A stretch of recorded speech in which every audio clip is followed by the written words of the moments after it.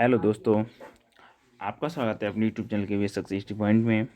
आइए फिर से अगले लेक्चर की तरफ चलते हैं। हम इसमें आपको फिजिक्स के कुछ क्वेश्चन जो कि एनडीए और नेवी में बार बार पूछे जाते हैं, और आप कहीं एयरफोर्स की तो उसकी तो बात ही अलग है भाई। उसमें तो हर बार नहीं, बार बार पूछे जाते हैं। तो ये वैसे कह सकते हैं तो एनडीए के PYQ मतलब प्रीवियस ईयर क्वेश्चन है ये। आपको चेक भी कर सकते हैं। हम बताएंगे 13 से 15 तक के बीच में क्वेश्चन लिए गए हैं हमने। तो हम आज एक टॉपिक को समाप्त करेंगे, और ये टॉपिक रहेगा रे ऑप्टिक। और आप अगले चैप्टर किसी को चाहते हैं तो आप कमेंट करें ना, हम तो अब रेगुलर चलेंगे। तो चलते हैं अपने लेक्चर की तरफ। कोई पिंड अवतल दर्पण कोई पिंड अवतल दर्पण की फोकस पर रखा है, जो अवतल दर्पण की फोकस दूरी होती है उस पर रखा है, तो इसका प्रतिबिंब क्या होगा? अब बताइए इसका प्रतिबिंब क्या होगा। आप इसका प्रतिबिंब क्या होगा? जैसे फोकस दूरी पर रखा है तो इसका प्रतिबिंब होगा। देखो, फोकस फोकस पर होगा वास्तविक, और प्रतिबिंब उल्टा उल्टा समान दूरी का होगा, मतलब समान दूरी पे दोनों की पसर कितनी। फोकस पर होगा वास्तविक, ऊर्ध्वाधर ऊंचा समान दूरी पर, या अनंत पर होगा आभासी होगा, उल्टा होगा, अत्यंत आवर्धित होगा। बोलिए कौन सा है? या अनंत पर है, वास्तविक का उल्टा है, और ये कौन सा होगा? और अत्यंत आवर्धित है। बोलो कौन सा है? तो मैं बताता हूँ आपको कि देखो, सुबह के 8 बजे। तो ऐसा है कि इसमें से आपका आंसर है वैसे 4। अब आप कहेंगे कैसे? तो आपने देखा होगा, नहीं समझे तो अभी समझाता हूँ। देखो, आइए नई दुनिया में चलते हैं पहले। तो देखो, ऐसा है कि आप ऐसे होता है ना, और तो लेंस ये बन गया मान लो। सॉरी, अब दर्पण था ना, हाँ बन गया, ठीक है।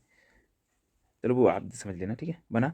हाँ, तो अब यहाँ पे देखो, मान लो एफ है, तो आप देखा अनंत पे होता है। तो देखो पहले एफ है वस्त्र रखी है, एफ है वस्त्र रखी, तो कहाँ बनेगा? ये अनंत पे बनेगा। पहली बात तो क्या बनेगा? अनंत पे बनेगा। और सेम दूरी तो हो नहीं सकती भाई अनंत पे, पता नहीं कितनी दूरी है, सेम दूरी नहीं है, ठीक है। अब दूसरी बात क्या है? दूसरी बात ये और है कि इतना, उसमें क्या देखा रखा था? आवर्तित। और वास्तविक तो होता ही है, पर उल्टा होता है। क्या होता है? उल्टा होता है। उल्टा होता है। ये उल्टा हुआ, आप समझ गए होंगे। आपको यहाँ बनेगा, ये फिर तुम यहाँ बनेगा आके। तो वही वाला सिस्टम है कि यहाँ वस्तु होगी तो एफ पे बनेगा, एफ वस्तु होगी ना, ये दोनों उल्टे चलते हैं ना। आपकी समझ में आया होगा, मैं समझ सकता हूँ। तो देखो, आइए अब इसमें आपका आंसर क्या है कि अनंत पर है, तो है ही, ये बताया था मैंने। वास्तविक भी है, उल्टा भी है, और अत्यंत विवर्धित है, आवर्धित विवर्धित, एक चूक हाँ है ही है भाई। वो तो जो वहाँ पहुँच जाएगा ना, इतनी दूरी पर पहुँच जाएगा, तो विवर्धित क्या है? V V V upon U U sorry U upon V. चलो नेक्स्ट क्वेश्चन।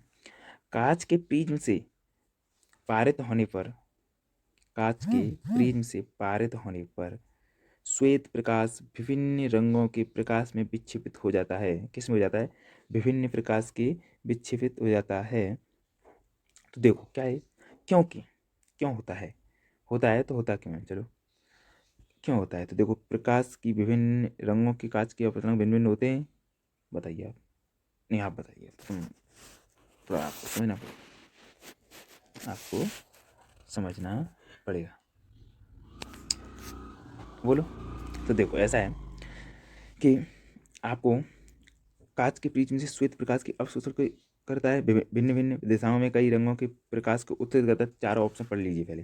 प्रिज्म के पृष्ठों को श्वेत प्रकाश के पूर्णांतिक परावर्तन हो जाता है। पूर्णांतिक परावर्तन कैसे हो जाएगा? गलत है। प्रिज्म के अंदर भिन्न भिन्न रंगों के व्यतकर, अरे भाई व्यतकर कब से? नहीं, दोनों गलत है। अब इसमें से देखो, कांच के प्रिज्म के श्वेत प्रकाश को का अवशोषण करता है, और भिन्न भिन्न दिशाओं में कई रंगों के प्रकाश को उत्सर्जित करता है। अब ऐसा तो नहीं हो सकता यार कि दिशाओं में भी कई, ये भी गलत है। आपका क्वेश्चन सही है, राइट पहला। कौन सही है? पहला। चलो क्वेश्चन नंबर दूसरा, नेक्स्ट।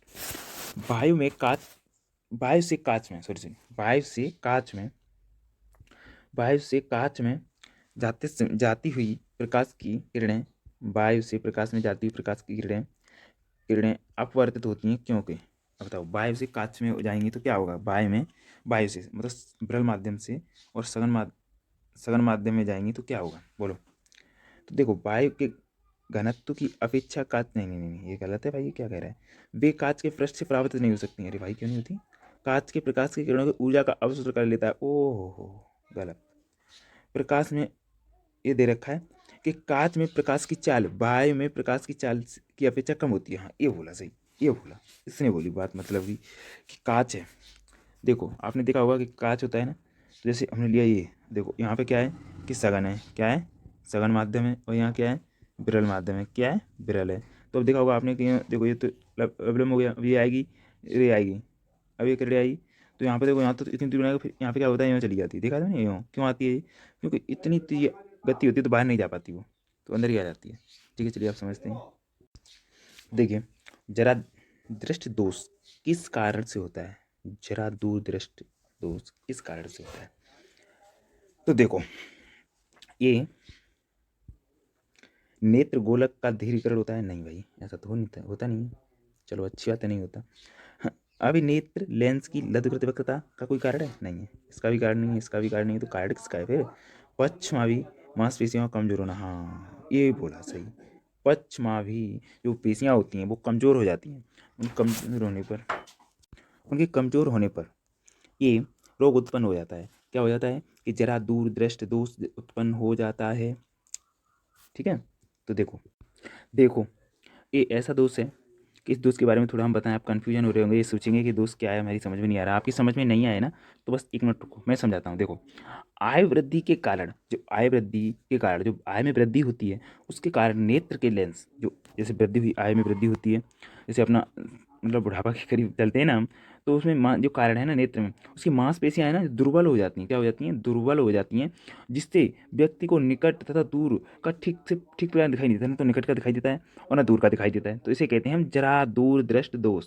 और इसमें क्या है कि पक्षमापी मांसपेशियाँ हैं ना, वो उनकी शक्ति कम हो जाती है, मतलब उसमें ताकत, ये मान लो ताकत नहीं रहती। तो इसका दूर करने के लिए, निवारण करने के लिए भी हम आपको बता देते हैं क्या होता है कि द्विफोकस लेंस होता है, द्विफोक्सी लेंस होता है, मतलब दो फोकस वाला लेंस उपयोग किया जाता है।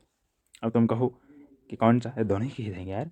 ठीक है, नेक्स्ट क्वेश्चन नंबर, यदि यदि वायु में प्रकाश की चाल 3 × 10⁸ हो तो कांच में प्रकाश की चाल होगी, अपतनांक कितना है, तो अपतनांक दे रखा है इतना, तो कांच में कितनी होगी। तो मान लो जैसे बी बराबर, क्या है आपका फॉर्मूला दे, बी बराबर C/N। एन क्या है, अपतनांक है, सी कितनी है 3 × 10⁸ और 1 पॉइंट हटाओगे आप, जीरो लग जाएगा, आपको तो पता है 15×30 होता है। तो देखो 2 × 10⁸ कौन सा है, मीटर फिर सेकंड होगा, कौन सा है ये, कहीं मिल रहा है आपको, मिला, पहला ही मिल गया, कहाँ मिल गया, पहला ही मिल गया। चलो नेक्स्ट क्वेश्चन, किसी उत्तल लेंस द्वारा लेंस का अर्धभाग काले कागज से ढका है, बने प्रतिबिंब को, मतलब सोच से पहले यहाँ से पढ़ेंगे, देखो ये यहाँ से पढ़ेंगे, पहले कह रहा है किसी उत्तल लेंस द्वारा बने प्रतिबिंब को देखने पर निम्नलिखित में से किस तरह दिखाई देता है। अब इसमें मतलब इसमें क्या है, इसमें हमें फंसाने की कोशिश कहाँ की गई है पता है, लेंस का अर्धभाग काले कागज से ढका है, मतलब अर्ध लेंस हो गया भाई, ढाक दो या कुछ कर दो कर दो। अब इसमें क्या कह रहा है, किसकी भांति कार्य वो तो दिखाई देगा, किसकी तरह दिखाई देगा। मान लो आधा प्रतिबिंब दृष्टि तो नो, प्रतिबिंब की तीव्रता तेज होगी, तीव्रता तेज होगी, हाँ सही बोला, ये क्या बोला, ये सही बोला। दूसरा इसमें सही है, प्रतिबिंब उल्टा होगा, नहीं नहीं ऐसा कैसे हुआ, प्रतिबिंब उल्टा कैसे हो सकता है, प्रतिबिंब का आकार अपेक्षाकृत छोटा हो सकता है, देखा जा सकता है, नहीं गलत है, हमारा आंसर सही है दूसरा। कौन सा सही है, दूसरा, प्रतिबिंब की तीव्रता अधिक होगी। निम्नलिखित में से कथनों पर विचार कीजिए, निम्नलिखित कथनों में से विचार कीजिए, वास्तविक प्रतिबिंब, जो वास्तविक प्रतिबिंब है, जो कह रहा है निम्नलिखित कथनों में से वास्तविक प्रतिबिंब जैसे पर्दे पर बनाया जा सकता है, पहला सदैव आवर्धित और उल्टा होता है, कथन है, तो उपयुक्त कथनों में से कौन सा सही है, बताओ सही कौन सा है, बताइए सही कौन सा है, पहला ये सही है। तो देखो पर्दे पर तो बनाया जा सकता है, ये तो फैक्ट है, आपको पता है, मेरे को भी पता है, सबको पता है, ये तो बच्चे बच्चे को पता है, ये तो पता है, गधे भी बोलते हैं जब जाते हैं ना, तो गधे भी बोलते जाते हैं कि हाँ प्रतिबिंब पर्दे पर बनाया जा सकता है। ठीक है, तो पर्दे पर बना दिया प्रतिबिंब।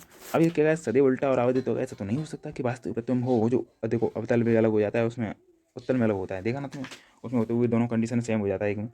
तो सदैव सदैव नहीं होता, चलता, इसने कह दिया सदैव आवर्धित उल्टा होता है, गलत।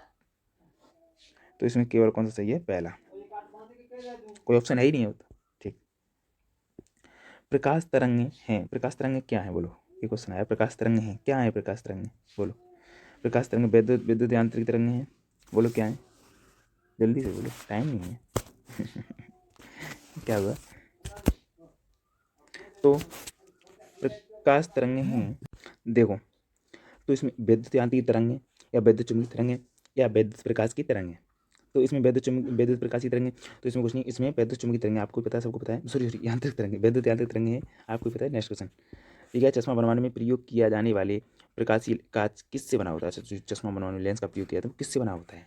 अब देखो किससे बना होता है, नीचे से चलते जाओ, ताप से कांच का, गलत है, गलत है हाँ। और स्फटिक कांच, गलत। क्रुक्स कांच, गलत। इसमें क्या बचा तो भाई, बचा ही क्या, फ्लैंट कांच, इसका होता है चश्मा, ध्यान रखना। श्वेत प्रकाश की एक किरण पुंज उसके घटक वर्णों में विपाटन को निम्नलिखित में से कौन सी एक प्रक्रिया समझ जाती है। तो देखो इसमें से कौन सी एक प्रक्रिया है जो समझ जाती है।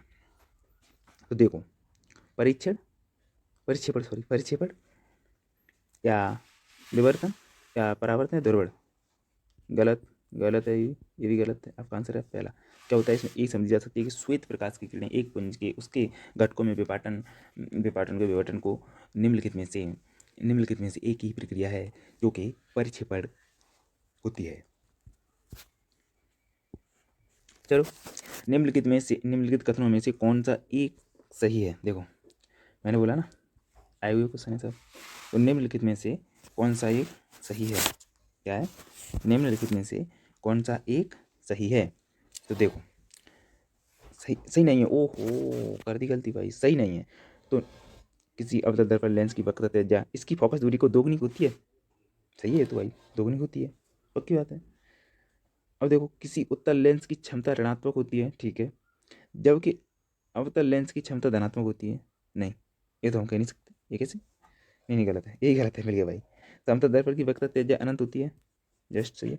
जब कोई प्रकाश की किरण सघन माध्यम से विरल माध्यम में जाती है तो विरल माध्यम में जाती है तो अपवर्तन कोण आपतन कोण से बड़ा होता है, जस्ट सही बोला ये। आपका आंसर कौन सा था इसमें पता है, ए नहीं सॉरी, आपका आंसर था इसमें बी, ठीक है। आगे बढ़ो।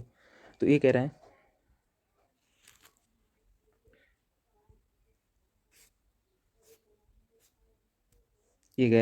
कि अपवर्तन होने पर प्रकाश की किरण के वेग में अपवर्तन होने पर परिवर्तन होता है, प्रकाश की किरण के वेग में परिवर्तन होता है। तो इस संदर्भ में निम्नलिखित में से कौन सा कथन सही है। हाँ अब आई बात, अब इसमें से कौन सा सही है। तो देखो चलते हैं, इसमें भी देखते हैं। किरण के विरल माध्यम के सघन माध्यम में गमन करते हुए वेग बढ़ता है। देखो विरल माध्यम से सघन माध्यम वेग बढ़ेगा, अभी मैंने पीछे क्वेश्चन बताया था आपको, तो उसमें देखा था आपने, कौन सा बढ़ा था, उसमें नहीं बढ़ा ना, तो ये भी गलत है। तो उसका कह रहा है किरण के सघन माध्यम से विरल माध्यम में गमन करने पर वेग घटता है। तो क्या कह रहा है, सघन माध्यम से विरल माध्यम में, अरे देखो यहाँ बढ़ना चाहिए, गलत। विरल वो किरण के विरल माध्यम से सघन माध्यम में गमन करने पर विरल माध्यम से सघन माध्यम में विरल करने पर वेग घटता है, हाँ भाई घटता है। अब इसे और देख लो, नहीं तो ये बोले अरे हमें नहीं देखा तूने, हम तो कुछ कह रहे थे। तो वेग वेग में परिवर्तन के समय प्रकृति पर निर्भर नहीं करता, देख लो करता है, उसने कह दिया नहीं करता भाई, मतलब ठीक है चलो। तो इसमें अब आप ये मत समझना, मेरी समझ में नहीं आया। देखो समझने कुछ नहीं है इसमें, क्या है कि देखो जब सघन से ज़्यादा, तुम अपना एक उदाहरण देख लो, ज़्यादा नहीं एक देख लो। अगर कहीं पर मान लो तुम कागज़ की एक ऐसे पर्दा सी लगा लो और उस पर एक छोटा सा कंग कोई मतलब कंचा मार के देखो कि कितनी कम होती है उसकी, वही की दीवार में मारो सारा लौट के वापस और आएगा, देखा है ना। हाँ सघन सघन होता है भाई, सघन से वन टक्कर लो।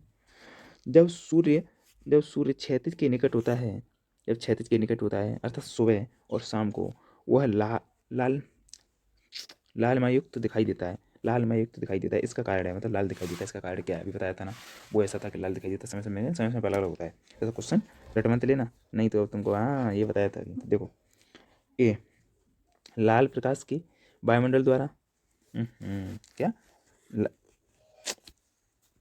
के द्वारा, या लाल प्रकाश का वायुमंडल में सर्वाधिक प्रकीर्णन, नो, सुबह और शाम के यही रंगों होता है, पृथ्वी के वायुमंडल लाल उत्सर्जित करना, सब गलत है, ये भी गलत है। और ये क्या कर लाल वायु में इससे पढ़ो, देखो इन दोनों में से क्वेश्चन होता है प्रकीर्णन सब अधिक होगा तो फिर तो दिखाई देगा ना, तो लाल में एक तो दिखाई देता है कि प्रकीर्णन अधिक न होने पर, किसमें न होने पर, तो इसका आंसर क्या है पहला। किसी किसी तेली सतह पर प्रक्षेपित प्रकाश तरंगें सात रंगों को किस परिघटना के कारण दर्शाती हैं, ध्रुवण या अपवर्तन या व्युत्कर्ण, या बोलिए जल्दी बोलिए, व्यतकर, किसका, व्यतकर, मैंने बोल दिया यार तुम्हें बताने से, अब तो गलत बात है, चीटिंग कर दी हमने तो। चलो ठीक है, व्यतकर क्या होता है, व्यतकर। Next question.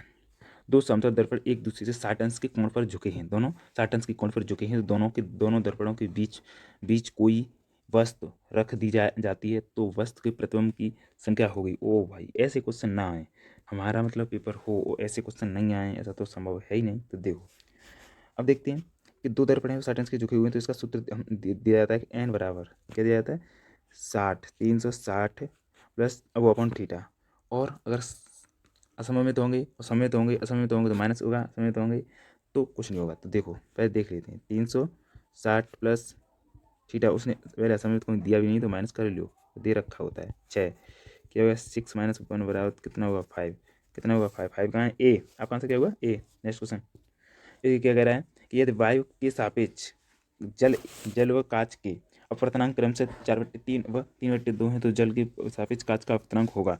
तो देखो इसमें क्या है, इसमें भी कुछ नहीं बोला उसने, चलो देखते हैं। इसने बोल दिया वायु के सापेक्ष, तो देखो वायु के सापेक्ष किसका है, जल का अपवर्तनांक कितना है 4/3, और कांच के सापेक्ष सॉरी कांच का तो वायु के सापेक्ष है, वायु के सापेक्ष गिलास का कितना है 3/2। ठीक है, अब की पूछ किसका रहा है, ये पूछ रहा है कि जल के सापेक्ष कांच का अपवर्तनांक, तो ये किसका पूछ रहा है कि जल के सापेक्ष कांच का अपवर्तनांक, जल के सापेक्ष कितना, तो वाटर किसका, देखो वाटर और गिलास गिलास किस जल का सॉरी जल के सापेक्ष कांच का अपवर्तनांक। ठीक है, तो इसे होता है ये वाला जाता है ऊपर, मतलब ये कन्फ्यूज मत होना, बस यही इसमें कन्फ्यूजन होती है, जो बाद वाला होता है वो होता है ऊपर, तो ए जी ऊपर जाएगा और ए और वाटर नीचे आएगा, वाटर का नीचे आएगा। अब लगा दो, इसमें क्या दिक्कत है, लगा दो। ऊपर क्या है जल वाला वो सॉरी गिलास वाला कितना है 3/2 और ये कितना है 4/4 कितना है, बोलो बोलो जल्दी से, 4/3 कितना है 3, तो ये तो ऊपर पहुँच गया, ये पहुँच गया नीचे, कितना आंसर आएगा, ये बनेगा आपका कितना कि 9/3 9/8, तो अब ये होगा 8×8 एक बचा, तो देख लो तुम, अब तो तुम आपकी समझ में आएगा 2/5 होगा, आपका आंसर आ गया। कहाँ है आपका आंसर, सी, आपका आंसर क्या है सी है। नहीं समझ में आया ना, आपकी समझ में आया नहीं आया, नहीं आया तो देखो दोबारा से देखो, नहीं आया होगा तो एक बार फिर देख लो। ऐसा है कि देखो वायु के सापेक्ष जल का अपवर्तनांक दे रखा है 4/2, ऐसा ही था ना, S sorry sorry sorry sorry ऐसा ही है 3 था, हाँ सॉरी, और वायु के सापेक्ष क्या हो रहा है ये,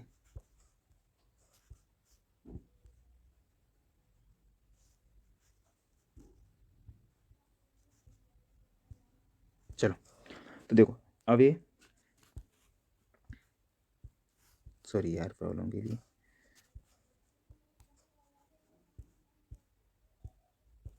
तो देखो अब यह वायु के सापेक्ष गिलास कांच का अपवर्तनांक कितना है 3/2, तो अब निकालना किसका है कि जल के सापेक्ष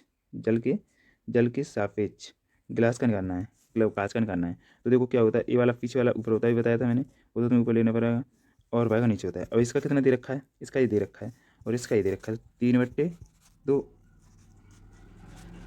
क्या हुआ अच्छा हाँ, तो ये दे रखा है ना, तो 3/2 और अपॉन में कितना होगा 4/3, 3 ऊपर जाएगा, 3 ऊपर गया ना जी, तो कितना हो गया ये होगा 9/8, तो 1 1 2 5 ये हो गया। अभी समझ में नहीं आया, आ गया होगा मैं समझता हूँ। तो देखो नेक्स्ट क्वेश्चन, कोई महिला किसी समतल दर्पण के सामने 1 मीटर की दूरी पर खड़ी है, 1 मीटर की दूरी पर खड़ी है, किसकी 1 मीटर दूरी पर खड़ी है, तो वह दर्पण की ओर 60 सेमी चलती है। अब उस महिला के क्या, अब उस महिला के लिए क्या है बोलो, जब वो 60 सेमी चलती है, अरे सॉरी एक मिनट रुकना, जब वो चलती है तो देखो प्रतिबिंब की दूरी दर्पण की मोटाई की अपेक्षा करते हैं क्या है, मतलब फिर एक बार क्वेश्चन को दोबारा पढ़िए, देखो आपको समझ में आया होगा इसका आंसर। और देखो इस क्वेश्चन को आप खुद करना और कमेंट करना, क्योंकि टाइम ज़्यादा हो गया, मैंने अभी देखा टाइम तो बहुत हो गया। चलो ठीक है, अगर आपको वीडियो अच्छी लगी हो तो लाइक करना एंड शेयर करना और सब्सक्राइब जरूर करना, और मेरा साथ देने के लिए सब्सक्राइब करें।